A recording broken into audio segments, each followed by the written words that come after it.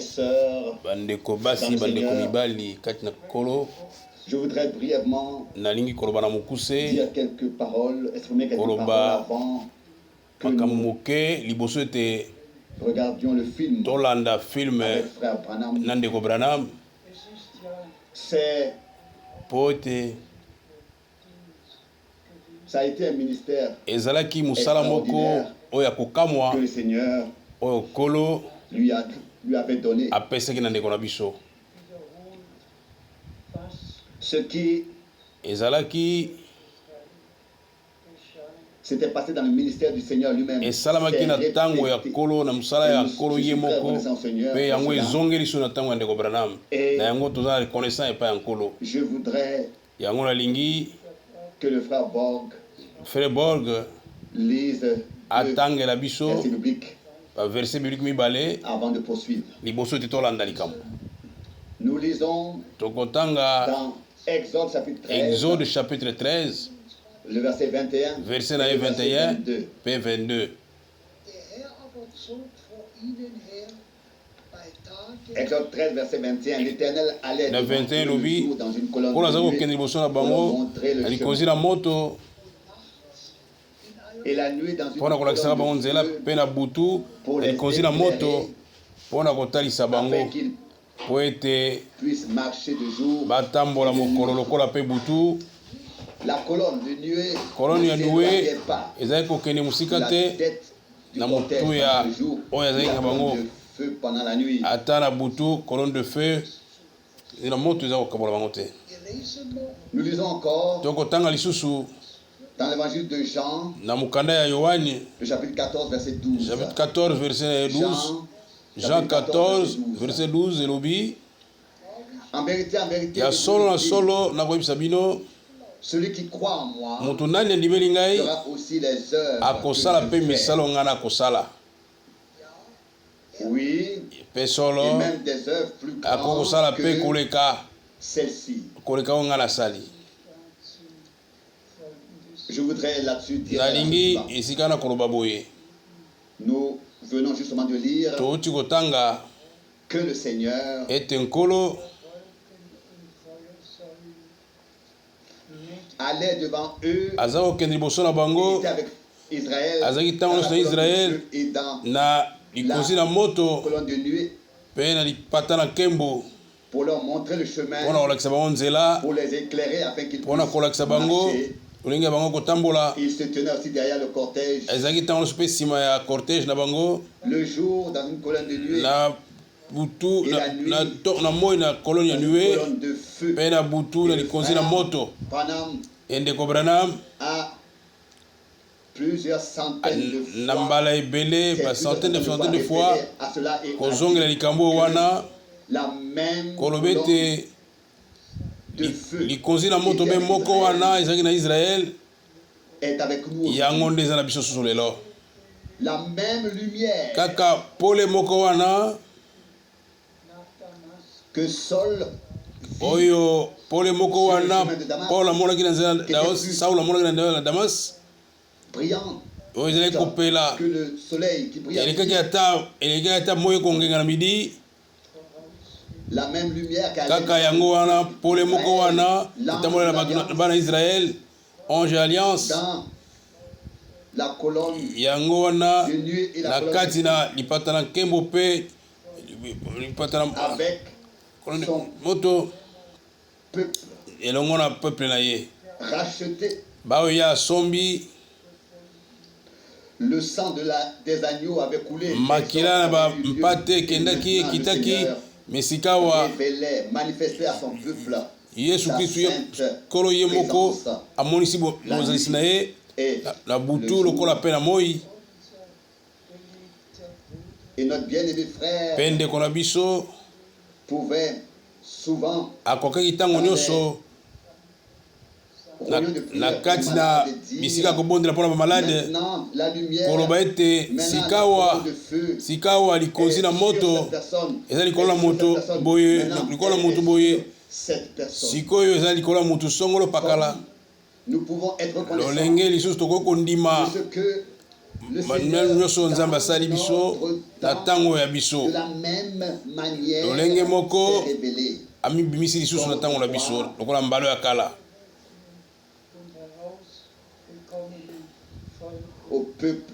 amimonisi lisusu epai na biso balingi babengi mpo na kobima tika kobimisa bato na ngai po ete bamona nkembo na ngai tika ete olekisa mwana na ngai tika ete mwana na ngai akobotama liboso mobotami na ngai yambo makomi nyonso wana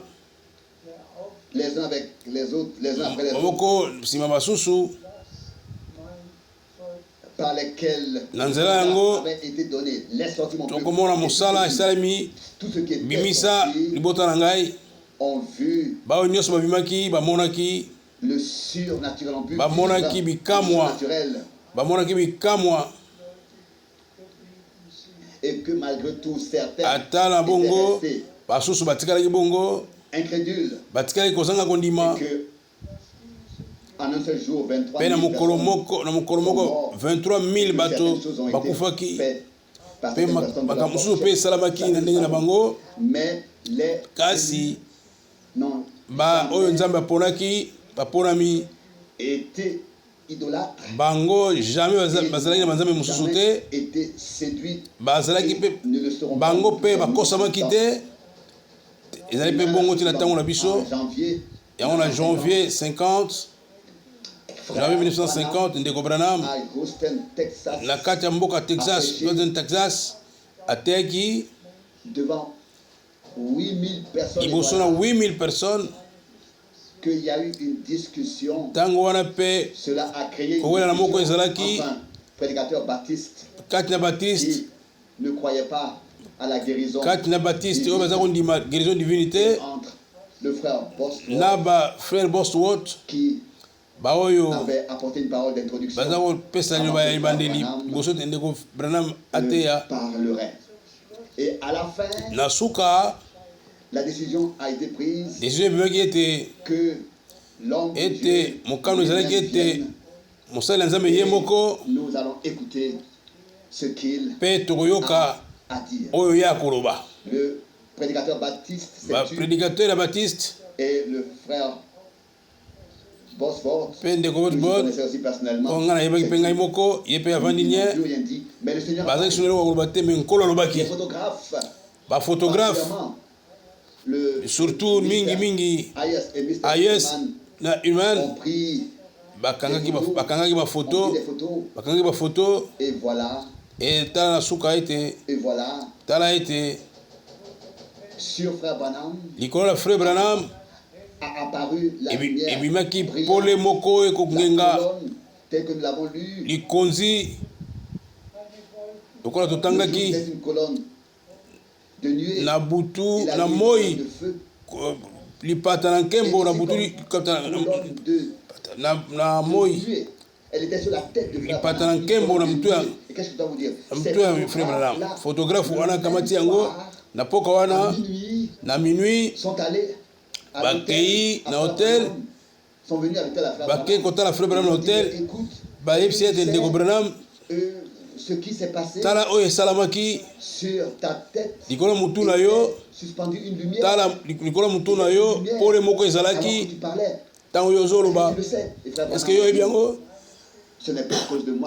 kolo Branham alobi ezali mpo na ngai te frère Branham alobi ezalaki mpo na ngai te esalamaki mpo na ngai te mpo na bino nde esalamaki bongo mpe na nsima ndeko Branham nsima ntango Branham azalaki koloba ete foto wana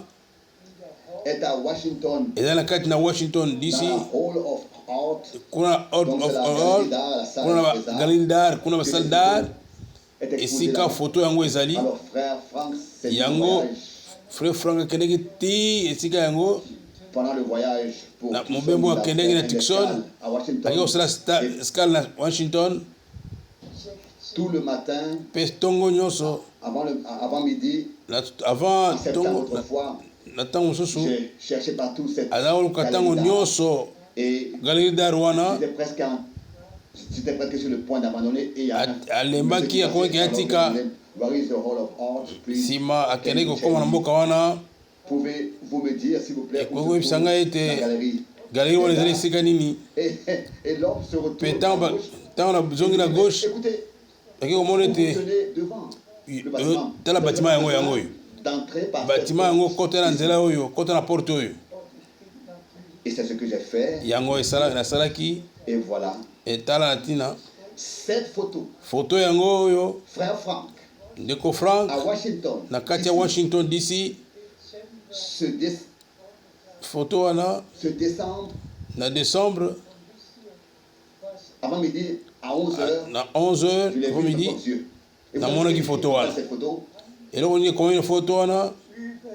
Le seul être mutu moko kaka surnaturel, la seule mutu ya kokamwa, mutu surnaturel ona na bakanga photo te. Et le seul cliché photo be moko oyo ya kokamwisa ona no zwama te. Ezalaki wana na lobaki na mutu wana dans cette galerie na kati ya galerie wana epena biso bino te na zwaki soin pour na nyonso wana de mes propres yeux na mamisu na ngai moko na kati na Washington na tika komona j'ai reçu cela comme une confirmation. Na mona ki yango lokola kondimisa frère Branham a dit kondimisa makambo frère Branham alobaki bandeko mibali bandeko basi que vous verrez maintenant filmo bokotala ya mukuse vraiment seulement ekozala penza très peu ekozala muke mingi de ce que mes yeux ont vu ekozala muke mingi par rapport à oyo miso na ngai emonaki kotala mpe oyo matoi na ngai eyokaki ntango nyonso mes yeux ont vu miso na ngai emonaki que nous puissions de tout notre cœur me toyeba na motema na biso mobimba kotondo nzambe kina oyo asalaki na ntango na biso de manière surnaturelle kina lolenge ya kokamwisa amilakisi amifongoli amimonisi amitalisi atindi bombu na ye osakoli po ete amemi biso sango malamu oyo liboso te bozongi ya nkolo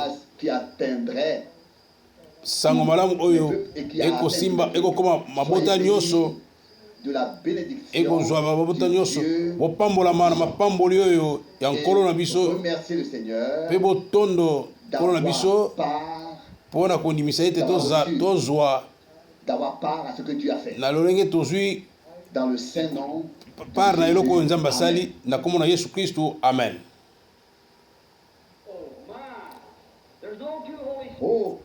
Oh, likambo nini oyo ya Molimo Santo lolenge moko oyo na ntongo wana akomaki bato ntina Kristu yango mpe ye na poko na sika akomema biso na promesse ya Saint-Esprit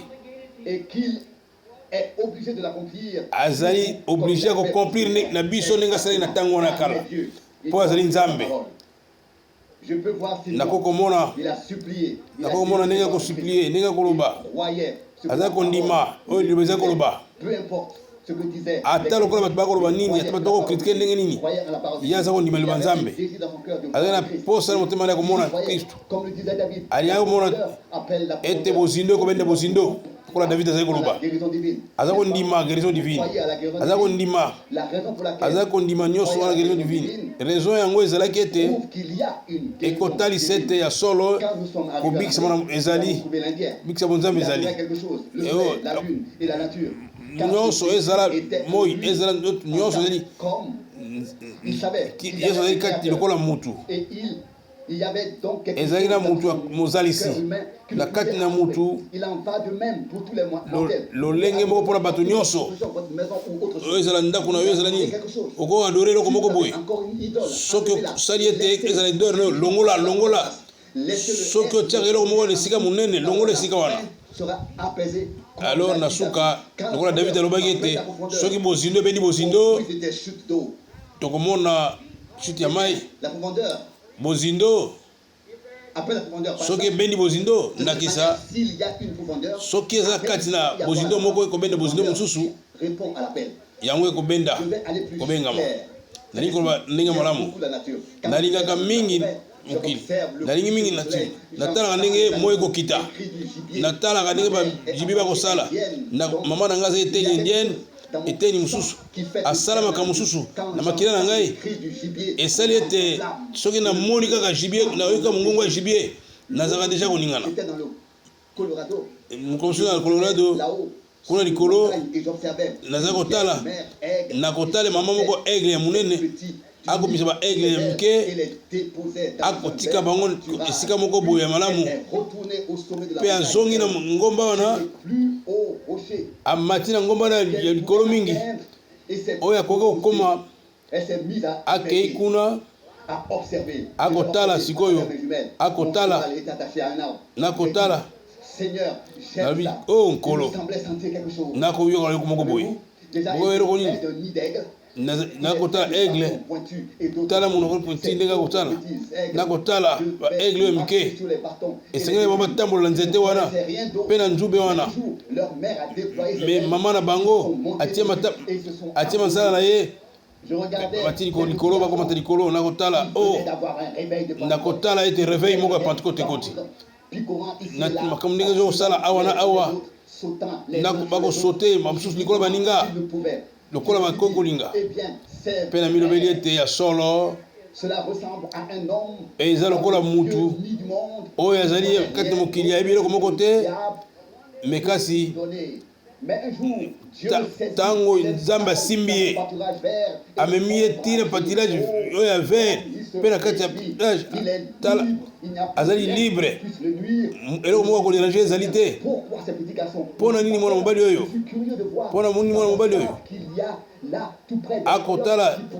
akotala eloko nini ekodevore ntango akotala likolo akotala mare aigle ezali wana natali na biso o kolo kumisama soki abimisi ngai soki kolo abimisi ngai amemi ngai ntina nkembo na ye likolo na motindi ote mabe moko ezwa ngai te me soki sikoyo eloko moko epusani mpe na ngai soki apusani mpona kobebisa yango kolo asala ndenge nini satana ata asali ndenge nini ata ntango mama aigle atali ya kotala avandi na ngomba likolo mingi akotala nyonso miso ne komona nyonso ntango moko namoni ye mama aigle atomboli mutu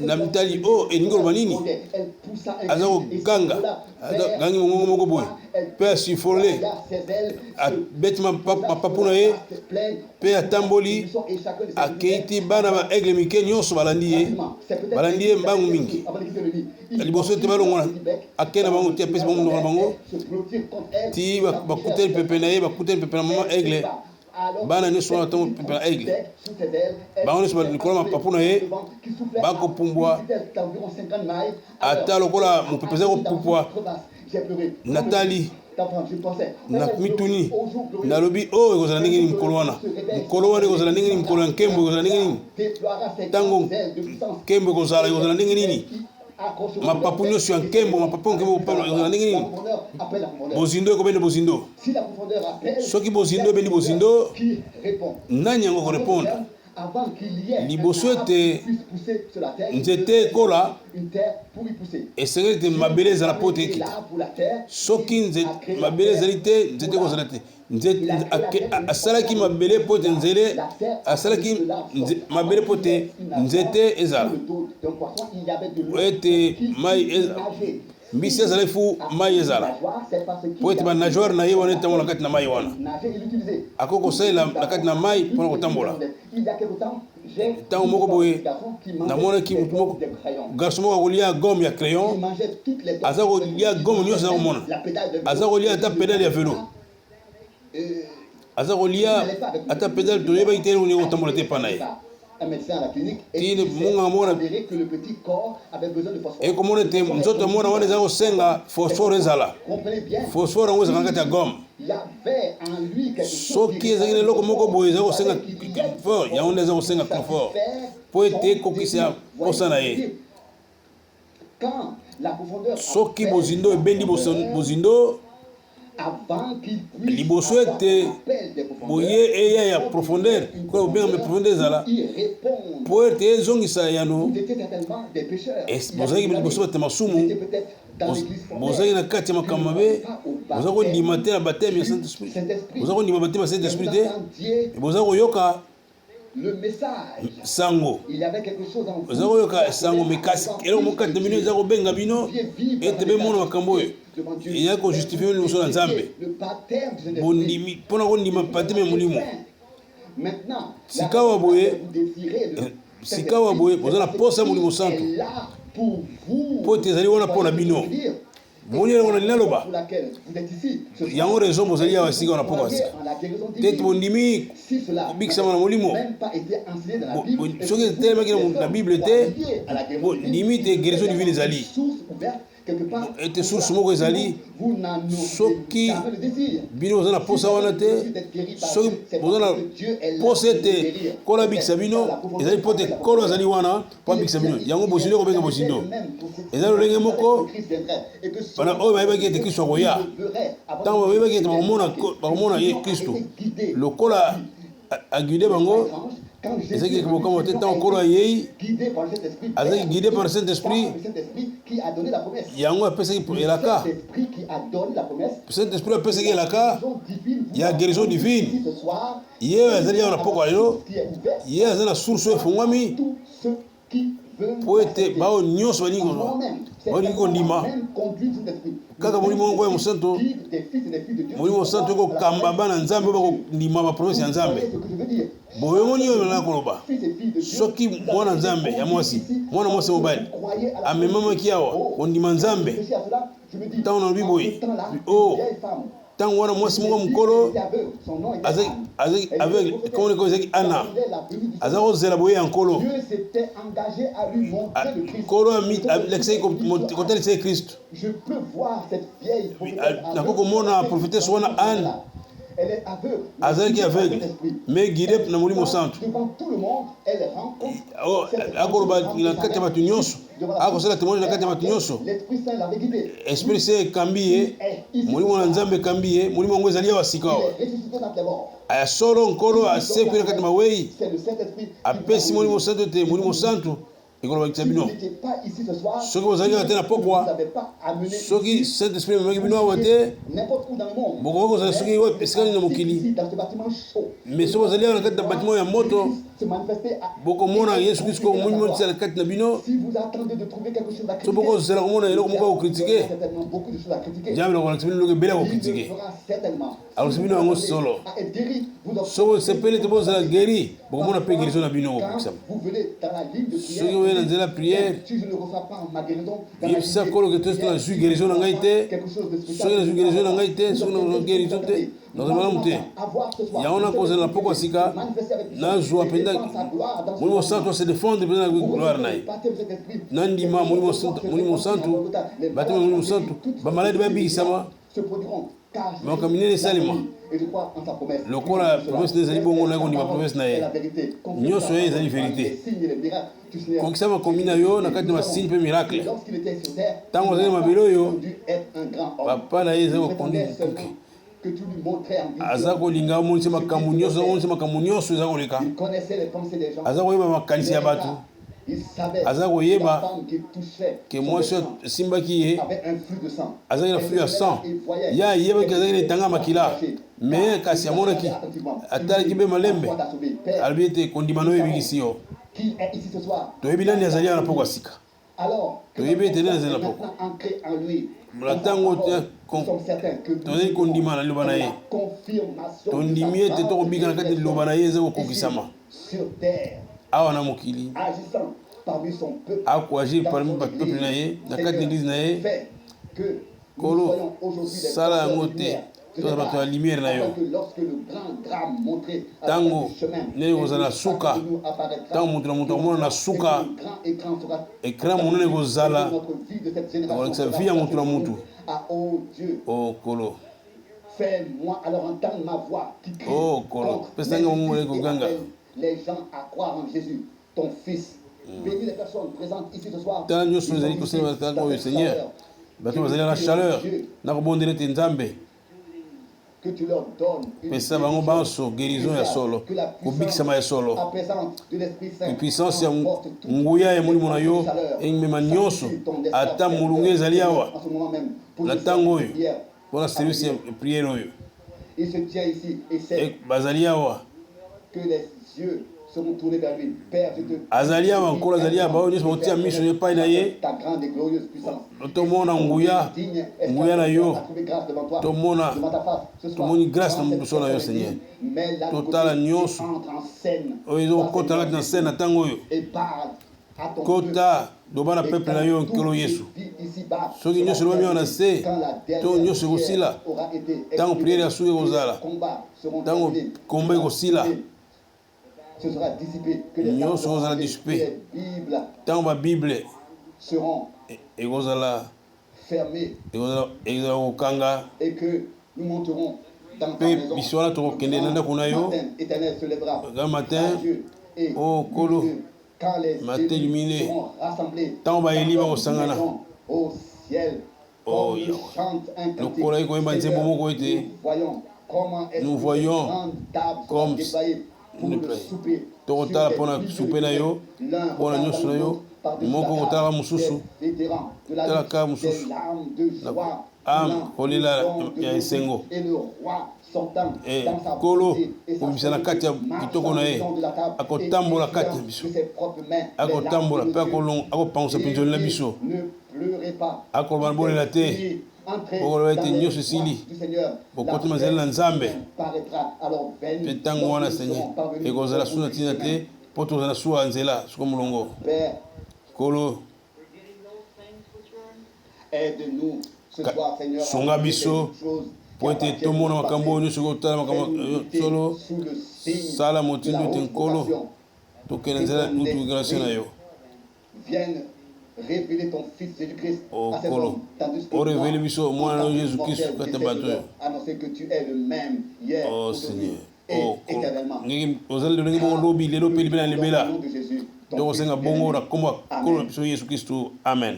Que le Seigneur vous bénisse. Kolo pambola bino si je me comporte comme un enfant soki nazona kola mwana na poko sika na service ya guérison oyo mais kasi eloko moko ekosimba motema na ngai. Je me souviens soki nakanisi quand j'ai été appelé au début ntango nabengamaki ebandeli ntango bamonaki ete nazali bavision banda bomwana balobi ete kola makambo wana te babisaka ete euti na moko ateyaki ngai alekisi ngai ete spiritualité moko ateyaki ngai alekisi ngai ete bavision nyonso wana mimono komona wana nyonso tia pembeni me na suka ekotala ngai na poko wana afongoli ngai ete alobi ete ya solo azali awa na ntango oyo ete nalingi ye naza koloba ndenge nini yakouta na diable ndenge nini yango ezala ya diable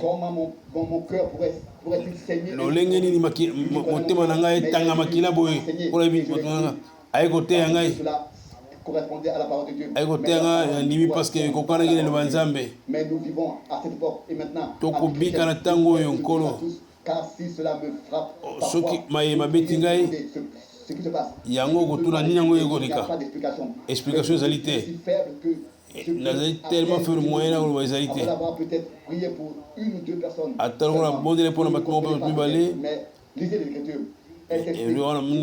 mosala monene wana nayebi ete prophète Daniel amonaki vision alobaki ete azalaki faible ntango molai basanza ebele mokolo mosusu mwasi ayaki kotala Yesu mwasi wana kolo atali kolo alobi ete nakomona lokola nguya moko ebimi ngai nguya moko ebimi na ngai balobi biso te bakoloya balobi biso te alobi nabotami na sika bato ya plein évangile alobi te par grâce nakobenga nzela ngolo nakobenga mona bandeko nazali awa te na poko ya sika mpona azala soki nini nazali awa te mpona kotina mosolo koyimba yango malamu nazali awa mpona rezo moko po ete nalingi bino mingi sikili bino konyanola ngai nakoyi biso no kaka ete soki okosala eloko moko na nzela na ngai ete bolinga ye lisusu bondima lisusu mingi ye bosu sanctifie lisusu mingi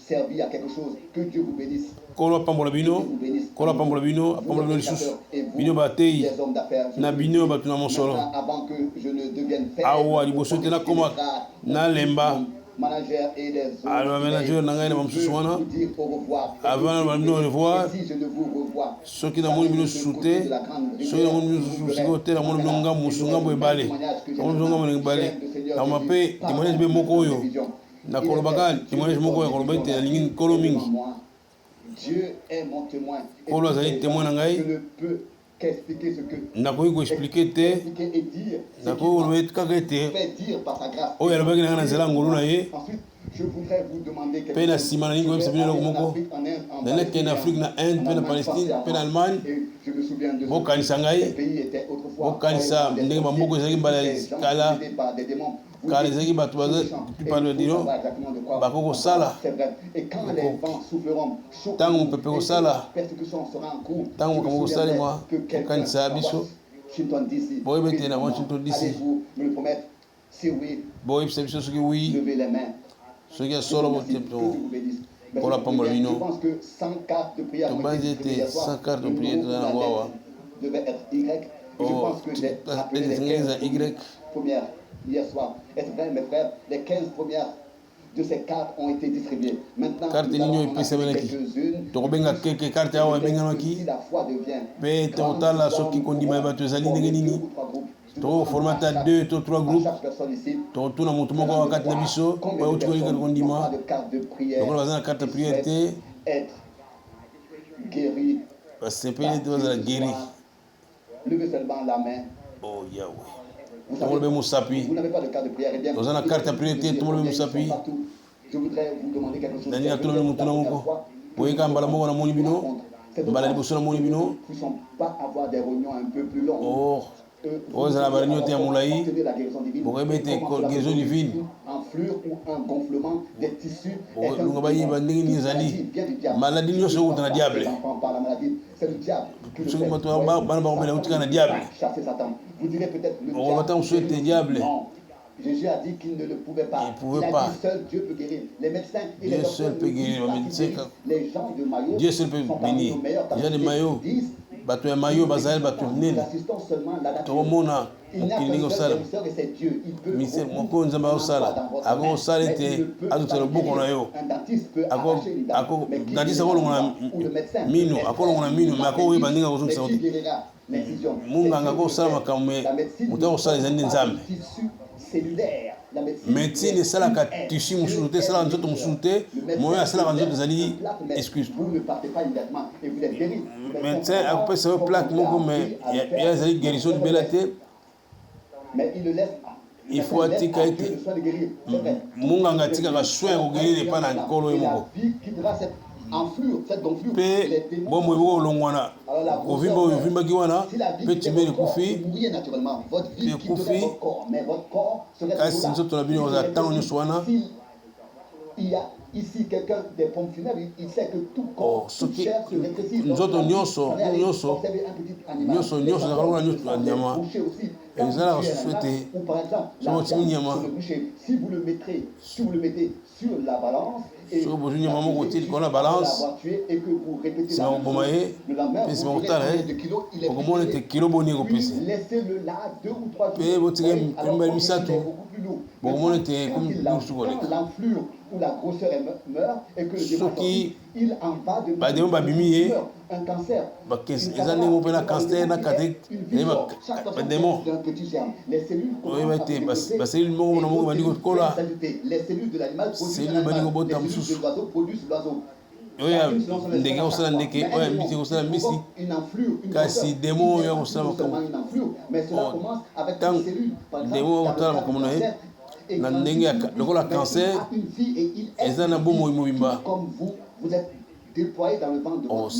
lokola yo na kati ya libumu mama na yo ose développe kuna vi wana ezali vi na yo te vi moko ya libanda ezali bomoi moko ezotinda na liwa ekotinda na liwa ye azwi place na yo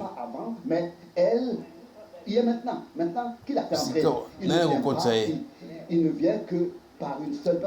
yakoyaka na nzela ya motu moko motu aza na gere cancer lokola mpe tumeur me makambo nyonso wana eutaka mpe na gere me moko soki gere moko ekufi bato baza na cataracte moko bato baza na cataracte moko elle voit déjà beaucoup mieux. Oh, et bien après environ 72 heures, la décomposition il y a 3 jours, c'est 72 heures, New York Pola. Il y a moi hier soir, c'est quoi qui dit bonsoir 3 jours le salima. Et c'est levé le Asselema qui accueille vendredi, mais dimanche déjà. David a dit, d'accord, il battait pour cent tout le monde à Copola. Mais à moi, pour ça, monter manayo, bâtisse nyonso santé, il faut nettoyer nyonso. Moi, si mon corps n'a pas quoi, alors il y a avec la ligne de prière, on a cancer. Pour te cancer dans le temps, on a tout le monde. La télémaquille, la ligne de Guana. Avait un cancer dans la tête. Nous avons un cancer dans le tout. Il s'est détaché immédiatement. Paye un ce soir dans un récipient. Si kawa, tu sois le gros la tangwa. Tu même pas kai belé à Mutindouana. Voilà là-bas la femme. Qu'elle puisse se lever. Tala moi c'est Moussouana. Oui. C'est là que se trouve la femme avec le cancer dans un récipient. Adana cancer dans le récipient là. C'est un miracle. Bien sûr. Si la mais l'enflure ne peut pas tomber si elle est à l'intérieur. Quand elle meurt, elle va elle le fait à l'extérieur sur la chair. Et les cellules vont commencer à se dissoudre. Alors littéralement malade. Car c'est comme une infection. Le sang et nettoie le corps. Violemment malade.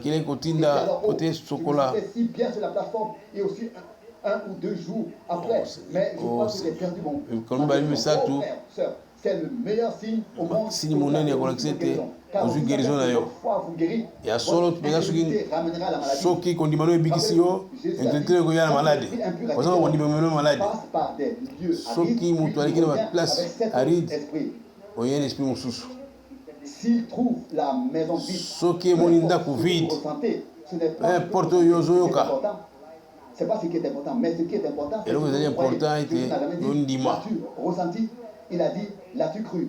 Que Dieu vous bénisse. Bien. Je crois que nous avons distribué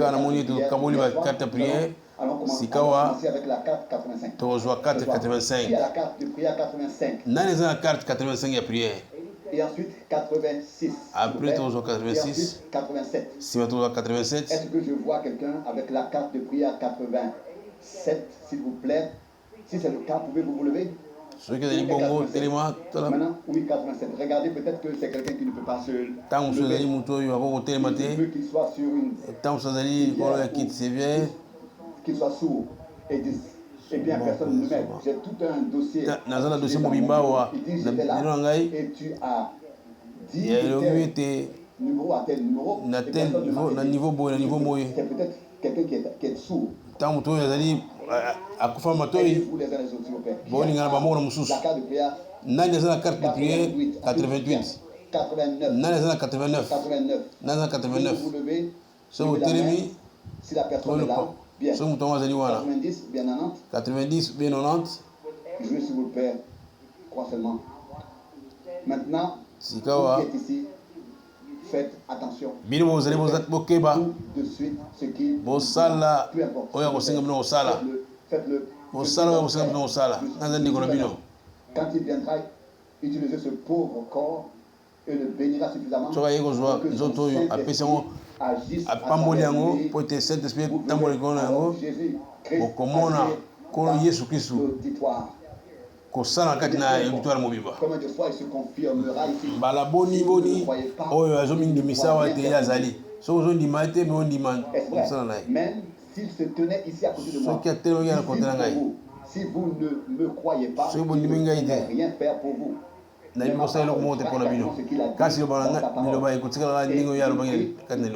cœur pour que Dieu vous aide. Il y aura sans doute là des mères et des pères qui sont malades, affligés et dans le besoin.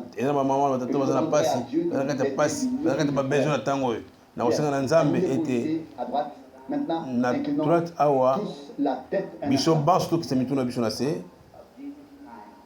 Père de bonté, nous te prions au nom de ton Fils Jésus, que le Saint-Esprit vienne maintenant et manifeste les œuvres de Jésus-Christ. Bénis ton peuple partout et guéris le, révèle, relève-le, guéris le, et maintenant, pour faire cela, Père, tu connais la faiblesse de ton esclave serviteur, mais yo nde oyebi, yo oyebi yo nkolo. J'ai fait tout cela awana kosala nyonso kokwana liloba yo ozali awa kolo yo sunga bato oyo tikete molimo na yo eya molimo santo na yo eya esengeli bibisa makambo revele makambo nyonso ndenge nini ekokosalema mpe talisa ndenge nini ekozala mpe tokozala na esengo biso banso mpe assemble kondima yo na kondima mobimba na ame mobimba. De ne laisser aucune personne faire quitter ce bâtiment ce soir. Mutu moko te azala faible, mutu azonga wa faible, mutu azonga wa ya bisi kobikisa. Sala yango mpona biso nkolo na nsima ya ngolu mpe na toni banzembo na kombo na Yesu Kristo. Amen. Mutu mosusu akokotambola pole monene mpe bato misusu kati na bino bamoni foto soki na ye mokolo mosusu otala na omemeli bafoto mosusu lokola biango lelo ezomaki na ndenge ebele foto ezomaki na ndenge ebele bato nyonso nga nazali kaka bakarton mibale nayebi ete tokomela omdo ya nsima bato bakangi bafoto oyo ya duplex na baaméricain baassociation foto ezali foto moko authentique bato ebele batali foto oyo bandimaki foto oyo batango moko bona ezalaki awa pena bord namoni 500 personnes akoloba bato esika nyonso bazali kokweya onele ezalaki monene na mpe moto moko akota. Je prie pour que Dieu se manifeste de la même manière encore une fois et descende devant l'Assemblée. Si nous avons trouvé grâce devant lui, maintenant, vous remarquerez que cela est visible pour certains. Et nous ne le savons pas, mais cette expérience était pour ceux qui ont témoigné avoir vu les il n'est pas dit que l'Assemblée l'a vu. Les aussi ont suivi l'étoile. Tous les observatoire du pays qui observait mais personne ne la voyait. Mais à tout moment, pour tous ces beaux ce soir. Très bien. Et quelques autres. Êtes-vous prêts? Bien. Est-ce que tout vous êtes prêts? Est aligné? Est-ce que vous êtes prêts? Billy, les 15 sont alignés maintenant. Vous autres qui n'avez pas de carte de prière et qui savez que vous regardiez attentivement. Croyez comme la femme qui a touché son vêtement et a dit ta foi t'a sauvé. Croyez-vous qu'il est le même aujourd'hui?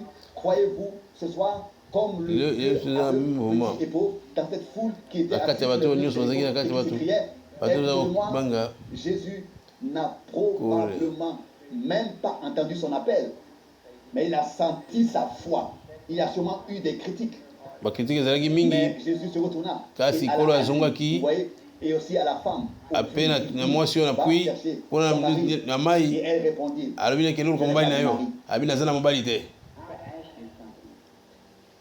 Je voudrais vous demander quelque chose. Si ce que j'ai dit est la vérité, obligé de l'accomplir. Exactement comme il le fera. Vous ici, qui n'avez pas encore accepté, serez-vous prêts à le faire? Et vous, qui êtes ici, est-ce que vous allez avoir tout moni malamu ya nzambe malamu ni kola kusala baninga et pa ko yo kele pe mawa yako yo kele baninga ko yo kele pe yo so na kondima Seigneur je peloba ko na zana kondima et kolo bixanga na poko asika Dieu le fera. Nous avons quitté l'Afrique où je retournerai dans quelques semaines en Afrique, en Inde, na ozonga sous Afrique na Inde na Palestine en Allemagne notre mandat. Après qu'environ 3 ou 4 personnes soient passées par la ligne de prière, après 80-60% du Saint-Esprit agir, Saint-Esprit que Dieu faisait, 36 personnes ont accepté Jésus comme leur sauveur personnel lors de l'appel à l'autel. Je crois donc que nous devons prendre la parole pour prêcher l'évangile. Et le monde entier voit évangile mis en parole, mais la démonstration que l'évangile prouve. nguya nzambe. Dans certains pays, ils m'ont dit, Eza na boka mususu bazango yipsanga ite nous en savons plus biso que toi. toyebi ete toleki yo. Mais loko tolingi komona Suffisamment de foi pour tomona ete moto aza na kondima mpenza po te amona ete liloba nzambe eza concerné mpe abongo na motema. Car c'est ainsi qu'il peut mpe na yango bakokondima faire confiance à Dieu. Kopesa confiance na nzambe na motema mobimba. Il y en a ici ce soir qui est le même. Amona ete nkolo azali ndenge moko lobi lopeli bela libela. Chacun d'entre vous. Ke nkolo apambola moko na moko yango nde ezali libondeli na ngai. Eh bien c'est yango nde ezali aucun homme motu moko te na ntango moko akoluka nzambe. Nkolo nde akoluka motu na mokolo moko te na mokili mobimba moto alukaka nzambe. Nzambe ndi moto alukaka motu. Ntango moto akweki na jardin d'Eden ezali ya moto ezali kaka moto amibomba. Nkolo nde akeleki na recherche ya motu. Nkolo nde akeleki koluka motu. Mpe nkolo alobi ete ifo kaka po moto aye epa na ngai fo tata abenge liboso. eloko nini ekoleka soki omoni vision bato boni bamona bavision bato boni bamona bandoto mbala mingi kati na bino penepene bato mibale sili misato kati na bino tokolobela ntina subconscient tokolobela conscience na otomeki subconstance kati na subconscience nde nzambe asala mosala. Je peux demander à n'importe quel autre ici. Croyez-vous? Tout le monde est-ce que vous être ici en bas. Le navire. Ce n'est pas l'homme en haut sur le poste de commandement. C'est l'homme dans la salle. Parfois, quand nous nous endormons, nous entrons dans le subconscient. Et nous rêvons. Tango lamuki okobanza makambo yo lotaki ndoto bino bosala bandoto bandoto sala mibambula ebele bino koleza na kati ya subconscience na yo okomona ekozala ntango olamuki subconscience ya moto ezali mpenza oyo ete soki moto alali akomona mpona bandimi eza lolenge mosusu miso eza kofungwama me akomona makambo die moto akopesa na moto possibilité lolenge ya kolala. Si je vous disais, vous ne pourriez pas le faire. Mais Dieu a placé dans l'église des apôtres, des prophètes.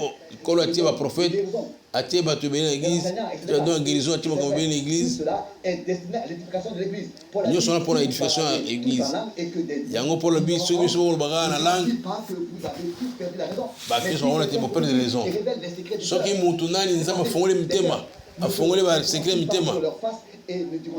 Moto wana ba été en vérité elle conforme à l'évangile. Comment c'est conforme à l'évangile? N'était pas Jésus-Christ hier. C'est la réalité Jésus Christ le lobby le pays libéral. Parler en langue. Vous pouvez pas d'esprit. Mais moi je crois dans toute la plénitude. Yo soit na kati na plénitude. Il n'est pas mort, il est profité à sewe kati ba wey pe avandi na côté ya mbali ya mobali ya nzambe. Je n'ai jamais été ngai nakende na région wana te et d'après ce que je vois na ndenge nakomona bato mingi namoni bango te nayebi bango te awa nazali sikoyo na bato mibele nayebi bango te nakomona fe ule nakomona moto avandi na kota mur nayokanisa sokomona te namoni bamosusu pele 4 ou 7 kolo nayebi nyonso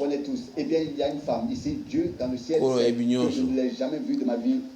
Moi, je vais être dans mon été, nous sommes des étrangers l'un pour l'autre. Nous sommes de parfaits étrangers l'un pour l'autre. Mais Dieu te connaît. Maintenant, si Jésus-Christ est le même hier, aujourd'hui, il parle à la femme au puits. Elle dit, nous n'avons pas de communion les unes les autres. Moi, je suis un Samaritain, qui est dans la communauté. Pendant un court moment, il trouva sa détresse. Tu attends mon quai. Ce qui est un colo à ce que tu m'as dit. Il a dit un peu de temps que le monde ne me verra plus. Mais c'est un peu ça, je est un peu personnel. Je serai avec vous, oui, en vous, jusqu'à la fin du monde. C'est la vérité de l'évangile. Vous ne l'avez pas. Ceux qui vous en ont peut-être pas encore lu. Ceux qui vous en ont mais réfléchir dans la Bible. Je sais que cela est échappé à votre théologie. ete échappé la théorie na bino te ezala même kati na bino ntina suka mokili oyebi sikoyo ete nakozela moi je l'éternel mpo ngai moko nazali impuissant boni bamona nini foto na ye te foto ya milio na ye te soki bato bakokritike awa soki bato bakoloba mabe awa tala présence oyo na kati ya bafoto sango ekendeki mokili mobimba studio Douglas na Houston na oyo jelesi basalaki baexaminaki bafoto wana Yesu Kristo amitalisi andimisi ete azali lolenge moko lobi lelo mpe libela libela.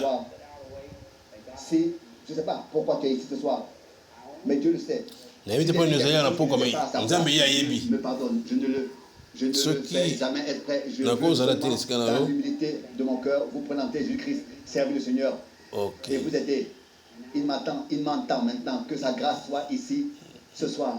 Si et quelles sont sa parole qu'il vienne c'est ma prière maintenant que l'organisme joue lentement, vraiment lentement, crois seulement que chacun se mette à prier. Maintenant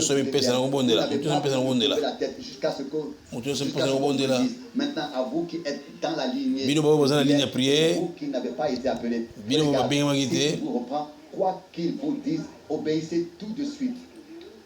Vous devez savoir que ce n'est pas moi, c'est lui qui parle. Allez mettre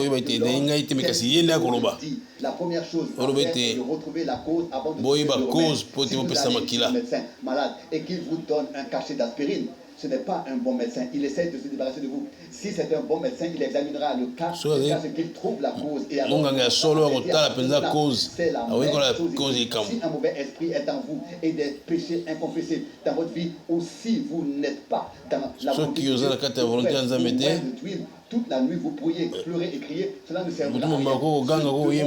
Restera là. C'est ce à quoi vous devez veiller. Mpona yango nde soki kolo abwaki malédiction vous aurez des ennuis comme Moïse, n'est-ce pas?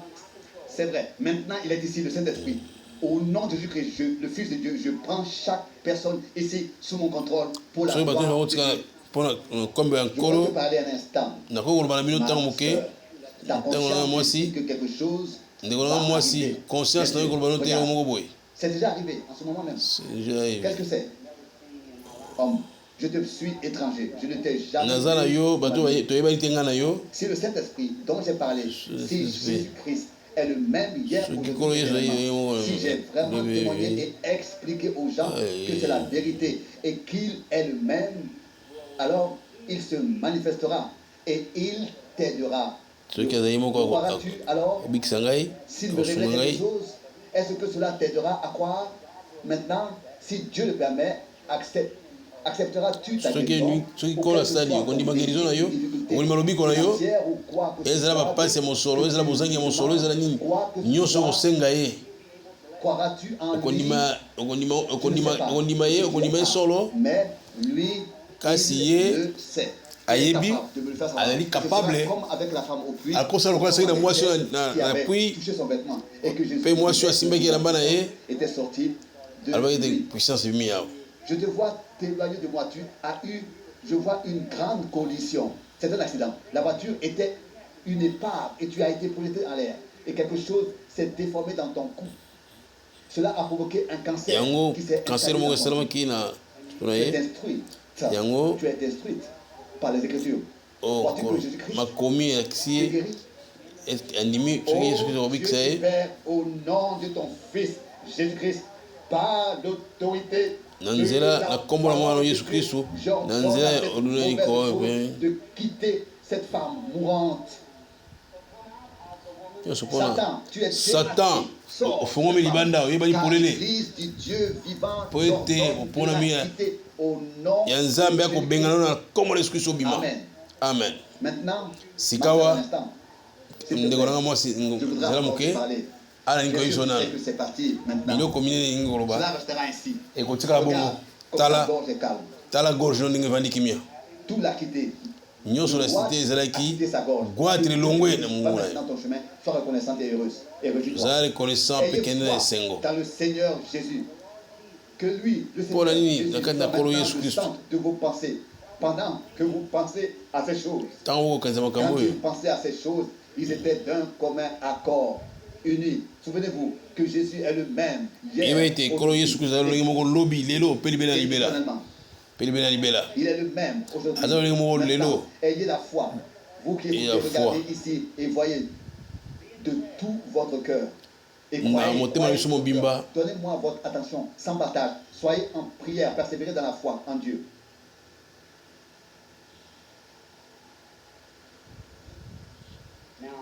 Maintenant, je crois que c'est ce que c'est. Est-ce le patient? Bien, cela ne te fera pas de mal. Tu es consciente. Vous, assemblée, je suis votre frère. Ce n'est pas de la psychologie. J'ai senti que cela venait de l'auditoire. C'est le Dieu Tout-Puissant. Ce n'est pas de la psychologie. Non, ce n'est pas ça. Ne pensez pas c'est le Seigneur. Soyons en accord avec les Écritures. En accord total. Maintenant, ma soeur, je veux juste te parler un instant. Je pense que nous sommes des étrangers l'un pour l'autre, mais Jésus Christ.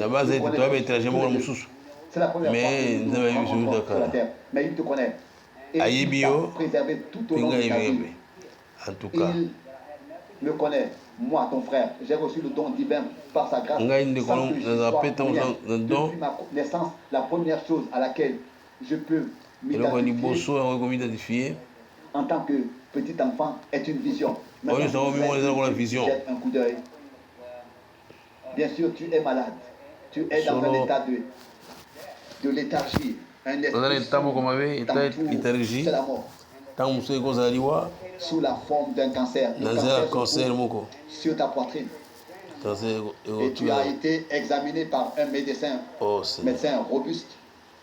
Tu t'es fait une fracture interne et tu as aussi une maladie d'estomac.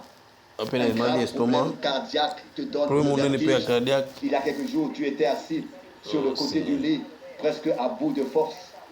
Et tu regardais par la fenêtre. Ces choses sont-elles vraies? Ces choses sont-elles vraies? Tout est vrai. Bien, quoi que ce soit, bien sûr, c'est parti maintenant. Mais à ton avis, qui était celui qui connaît ta vie? Si c'était Jésus-Christ, acceptes-tu qu'il en soit ainsi? Je te remercie. Tu le veux? Tu sais qu'il y a quelque chose de surnaturel ici. Crois-tu que c'est le Seigneur Jésus lui-même, comme je l'ai prêché dans la parole? Tu crois que c'est le Seigneur Jésus? Je sais qu'un esprit obscur plane encore sur toi. C'est quelque chose de très soyeux. Tu t'appelles Ève. Ton nom est Eva. Et ton nom de famille est York. Et tu habites dans cette ville. Ton numéro de rue est le 613, dans la dernière rue. Dans la sixième rue. Est-ce que c'est vrai? Rentre chez toi et sois guéri. Au nom de Jésus-Christ, tu peux vérifier. Tu es guéri. Le Seigneur te bénit. Te guérisse. Le Seigneur te bénit. Va, réjouis-toi et sois heureuse.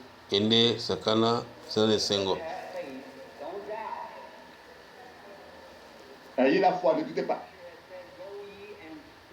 L'Écriture dit, va et ne pêche plus, afin qu'il ne t'arrive rien de plus grave. Le péché est l'incrédulité. Le péché n'est pas seulement le fait de boire, de fumer, de jouer. Ce sont que des caractéristiques du péché. Vous faites cela parce que vous ne croyez pas. Jésus a dit, va et ne pêche plus. Afin qu'il ne t'arrive rien de plus mal. Ayez foi en Dieu. Croyez en Dieu.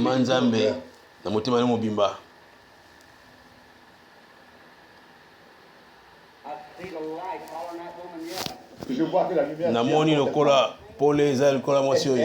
qui vient de partir d'ici. Elle est là. Une personne au teint noir. Oui, qui a la vésicule biliaire. Crois que le Seigneur Jésus te guérit. Toi qui es assise là avec le linge blanc autour du cou, si tu crois, on limite tes kolo akosenza on limite ke kolo akosenza yo soko ndimi oto na mobimba telema ozo akobikola yo ozo akobikisama kolo abikisa yo komona Yesu Kristo apambola pe yo. Vous avez une fracture, n'est-ce pas, monsieur? Yozana qui est assis là. Sika obukani yo vandiwana. Tu es assis là et tu yo vandiwana. Seigneur, que cet homme me parle. Est-ce vrai? Si c'est vrai, zonge pa ina yo kolo Yesu Kristo abikisi yo. Seigneur Jésus. Kaka Yesu Kristo moko wana. Pas besoin d'être ici en haut. Ozala posate tozali kolo tozala soki wapi. Zalaka na kondima. De tout votre cœur. Zalaka kondima motema mobimba. Pe ozwa yo ozala kosa. Si vous croyez. Kolo akopesa yo o sengela. Avoir la foi. Soki ozala kondima, zala kondima. Faut ozala kondima pa na ye. Et il le fera. Pe akosala ngo. Et il le fera. Pe akosala yango. C'est le patient, excusez-moi. Le patient. Excusez-moi. Crois-tu de tout ton cœur? Tu crois? Eh bien, tu es juste un peu excité parce qu'il est présent ici. Je crois que tu n'es pas de cette ville. Capitale de Richmond en Virginie. Tu as un cancer. Il est à l'intérieur de ta bouche. C'est vrai. Et être guéri. Jésus comme ton mal quitte cet homme. Attends-le de lui. Que Dieu vous bénisse. Allez et croyez. Je sais maintenant que je te vois comme une personne bien plus jeune que tu ne l'es ici en ma présence. Tu souffres de mal de tête. Cela a commencé il y a de nombreuses années. Il y a 25 ans. Et depuis, il t'embête toujours. Tu as été très calme et tu as où tu te tiens ici. Tu as dit, oh Dieu, dans ta prière, que si je priais, ces choses sont-elles vraies? Eh bien, tu as entendu ce qui a été dit. Mais ce n'est pas moi.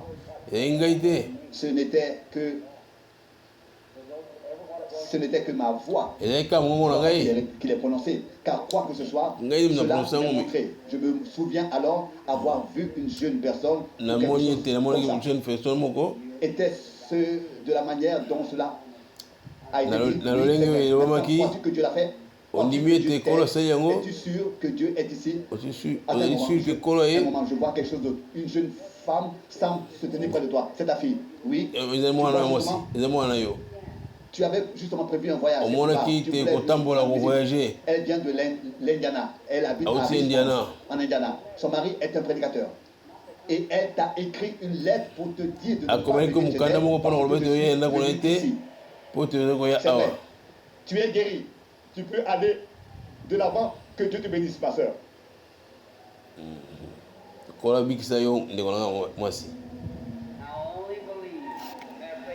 Eh bien, ayez la foi. Jésus-Christ est le même hier. Confiance. Que Dieu vous bénisse. Que Dieu vous bénisse, cher Jean. Il est toujours prêt à vous aider. Si vous croyez. Azali prêt ya kubikisa yo soka onimia ali pene pona bo ndio so onima moi ça va me kazayi musantu azali kolo ya mwasi oyo na teint noir. Elle a prié et continué. Et abondeli pe akokomba obondela azali la grosseur kati na motema na ye atomboli loboko na ye. Acceptez-vous votre guérison, femme? Ondimi kobika na yo kobikisa malona nzoto mwasi oyo avandi nsima na yo a aussi une grosseur. azali mpe na grosseur moko na épaule na ye. Est-ce que ezali solo mwasi? Levez-vous donc toutes les deux femmes qui ont les enflures. Basi balo baza ba enflure. Jésus-Christ basi ya teint noir. Vous a guéri toutes les deux. Vous pouvez rentrer chez vous. Guéri à la gloire de Dieu. Votre foi vous a guéri. N'ayez pas d'incrédulité, mais croyez pour ceux qui croient. pour la ba oyo bandimi. Amen. Oh, quel front de foi se trouve dans ce bâtiment. Cette pièce est remplie. Vous êtes maintenant sûrement dans l'esprit du Seigneur. Tout peut arriver. Comment vas-tu, femme? Crois-tu que je suis le prophète de Dieu? Eh bien, je veux dire un prophète en tant que prédicateur. Tu ne crois pas que je sois de l'ennemi. Tu crois que je suis de Dieu. Si tu le penses, alors je peux t'aider. Il m'a dit que si je parvenais à ce que les gens me croient, et si j'étais sincère, ce n'est pas moi qui vous aide, c'est Dieu qui vous guérit. J'ai demandé et j'ai dit, ils ne me croiront pas. Il m'a dit, deux signes seront donnés tout comme au prophète Moïse. Grâce à cela, les gens étaient de révéler aux gens les pensées. Eh bien, tu n'es pas ici pour toi-même. Tu sois nerveuse et épuisée. Mais cela est dû à la maladie de l'enfant. L'enfant ici a une maladie. Il a été abandonné par les médecins. Il a une leucémie, c'est vrai. Oh Seigneur. Tu as amené l'enfant ici depuis l'extérieur de la ville. Vous avez voyagé de l'ouest à l'est. C'est la Pennsylvanie. Et votre ville est Chambersburg, c'est vrai. Chère sœur, si le Seigneur Jésus était ici, il t'imposerait les mains. La mort devrait s'éloigner de toi et tu vivrais. Crois-tu que je suis en la présence ici? Alors, à sa place, je pose mes mains sur cet enfant. Satan quitte cet enfant car cet enfant doit vivre. Et Satan sort de l'enfant. Par l'autorité de la Bible de Dieu. Avec un don divin transmis par l'ange, je t'ordonne quitter l'enfant. Bima zala musika na ye. Nimi yango. Que Dieu te bénisse. Ton doigt est fait signe à l'assemblée. Que Dieu te bénisse. Petite fille, à la foi solide. Oh Seigneur. Crois-tu en moi en tant que son prophète, son esclave serviteur? Crois-tu que Dieu est proche par son esprit et que ce qui va être fait maintenant je suis qu'un homme. Si Dieu me montre ce qui te manque, comme confirmation que je suis son prophète, s'il se tient ici, ceux qui animent vérité na ye lokola mina mwasi wana apui ke lokola mwasi na yo pe ya lui ke mobali na lui ke naza na mobali te abi ete naza na bango 5 abi te oyo oza ne pesi ko aza ya yo te soki otindaka molimo moko wana oyo ezali likolo na mwana nzambe eke ezali na biso ati soki ekeke tu as une maladie de cœur. Yo za maladie ya motema. Personne qui a une maladie de cœur. Moto nyonso na maladie ya motema telema. Une maladie de cœur, quelle qu'elle soit. Ata ezala lolenge nini. Tu connais notre faiblesse. Mais Seigneur, nous savons combien tu es fort. Tu es combien de fort. Le cœur est une chose facile à guérir pour toi. Mais Seigneur, toi qui as créé le cœur, et j'entends maintenant cette puissance démoniaque qui rejette ces personnes atteintes d'une affection cardiaque qui sortent de chaque idée au nom de Jésus-Christ. Amen. Amen. Pour la big saison de moi. Cela fait longtemps que tu ne t'es pas senti ici, afin que les gens le sachent. Il y avait un esprit obscur. Tu as souffert d'une maladie grave. Maintenant, elle s'est éloignée de toi. Tu es déjà guéri. Tu es en bonne santé. Vous êtes déjà en bonne santé, vous êtes guéri. Ayez foi en Dieu. Zana kondima et pas en Zambé. Pepambolama zana kondima. Comment allez-vous, monsieur? Monsieur, yo lolenge nini mutamuntu. Ngana yo toyebani te solo. Mais kasi Yesu Kristo bibi mbale. Dieu qui a créé le ciel et la terre. Kolo ya keli kolo pese azana kati na Yesu Kristo. Apesa ke la kati na nzela biso ete maye asala ki biso beto sala yango. Yo ndimete na zeli musako na ye. Je devais faire en sorte que les gens le croient. soki bandimi ngai te nakoyeba basekre mitema na bango nakoyeba bango kasi yo ondimi ngai lokola yo ondimi ngai mpo te yo moko ozali prédicateur ya évangile mpo te yo moko ozali na maladi te mais eloko moko kaka oza na posa ete mystère moko réveil moko ezala éclaté totelema mpo ete esalema bongo nkolo asalaki likolo mpe se tolobi ete baforce nyonso démoniaque oyo nyonso babe puissance ya nzambe ese manifeste tozali vaincu te tokobengana satana na kombo lesusu abima na kati ya bato alongwa na kati ya bato alongwa mpenza alongwa afote olongwa.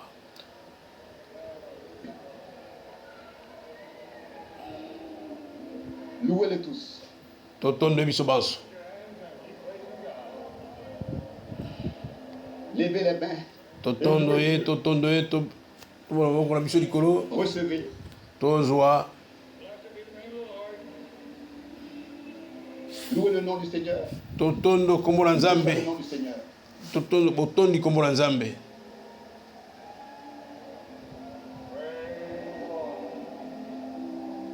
Gloire au Seigneur. Alléluia. Alléluia. Alléluia. Alléluia. Alléluia.